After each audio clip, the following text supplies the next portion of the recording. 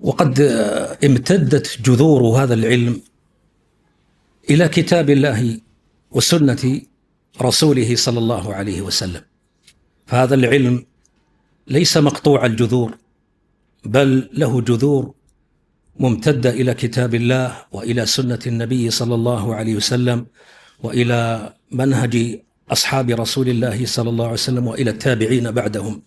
فقد جاء الإشارة والتنويه بمبدأ التثبت والتحذير من أخذ العلم والخبر عن الفاسق في كتاب الله سبحانه وتعالى في سورة الحجرات: يا أيها الذين آمنوا إن جاءكم فاسق بنبأ فتبينوا. فهذا فيه تقرير مبدأ عظيم، وهو مبدأ التثبت من أخبار الفساق ومجهول العدالة.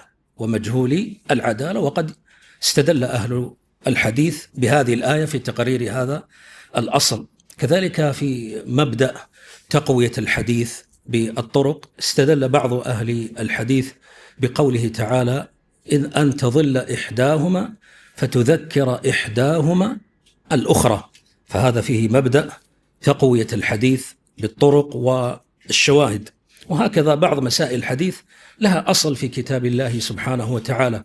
كذلك في سنة النبي صلى الله عليه وسلم جاء أيضا الحث على التثبت والتحذير من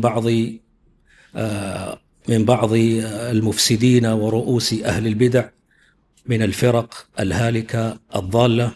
وجاء أيضا الإشارة إلى الحديث الشاذ المعروف بمخالفة الثقة لمن هو أوثق منه، كما سيأتي معنا في قصة ذي اليدين لما صلى النبي صلى الله عليه وسلم إحدى صلاتي العشي.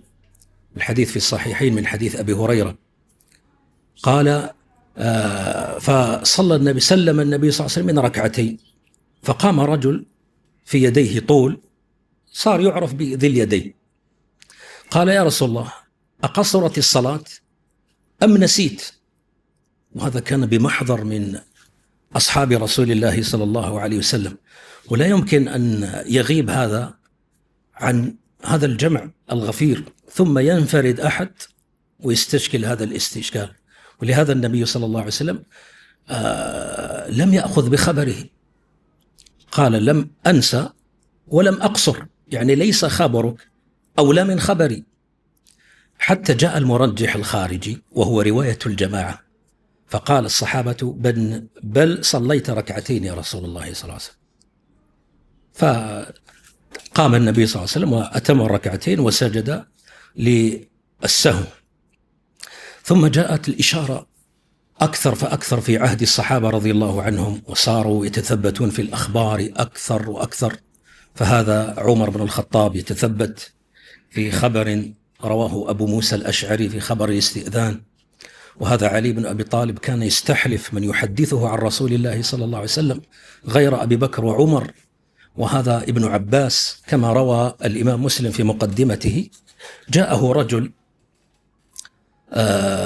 اسمه بشير بن كعب العدوي.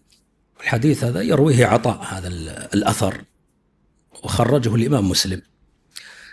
فجعل يقول له: قال رسول الله، قال رسول الله، وابن عباس لا يأبه له.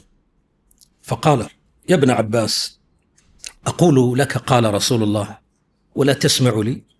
فالتفت إليه ابن عباس وقال: إنا كنا يوما إذا قيل لنا قال رسول الله صلى الله عليه وسلم ابتدرته أسماعنا وقلوبنا، فلما ركب الناس الصعب والذلول أصبحنا لا نأخذ إلا عمن نعرف.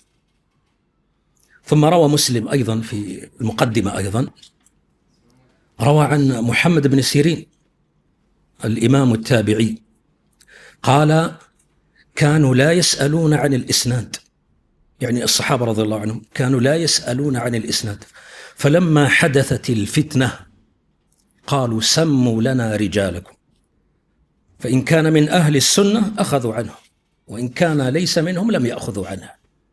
والمقصود بالفتنة هنا على تفسير كثير من أهل العلم هي فتنة المختار ابن أبي عبيد الكذاب الدجال. كذلك روى مسلم عن محمد بن سيرين رحمه الله قال: إن هذا العلم دين فانظروا عمن تأخذون دينكم. وعلم الحديث قائم على هذا. الغاية من علم الحديث هي التثبت من صحة الخبر أو ضعفه. لهذا قالوا في تعريفه: هو علم بقواعد وقوانين يعرف بها أحوال السند والمتن من حيث القبول والرد. علم بقوانين وقواعد يعرف بها أحوال السند والمتن من حيث القبول والرد. هذا قرره الإمام ابن سيرين: إن هذا العلم دين فانظروا عمن تأخذون دينكم. ثم جاء التابعون وصغارهم وأتباع التابعين، وتلاحظون أن ابن سيرين رحمه الله هو من أوائل من فتش عن الأسانيد من التابعين الكبار، وهذه الأقوال التي رواها عنه الإمام مسلم رحمه الله تدل على ذلك. وجاء بعده تلاميذه وأئمة آخرون ممن عرف عنه التثبت، أيضا سعيد بن المسيب، الشعبي رحمه الله، جماعة من التابعين، إلى أن جاء الإمام شعبة ابن الحجاج أبو بسطام البصري رحمه الله. هو إمام كبير، إمام كبير علم، ممن يعني أذاع علم التفتيش في الأسانيد، فكان رحمه الله متثبتا.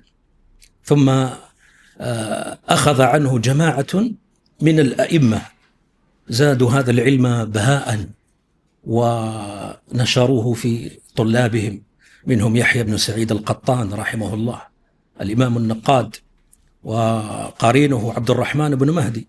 هذان الإمامان الكبيران هما من أنجب طلبة شعبة بن الحجاج رحمه الله، واعتنيا عناية فائقة بالأسانيد، ولهذا أقوالهما مبثوثة في كتب العلل.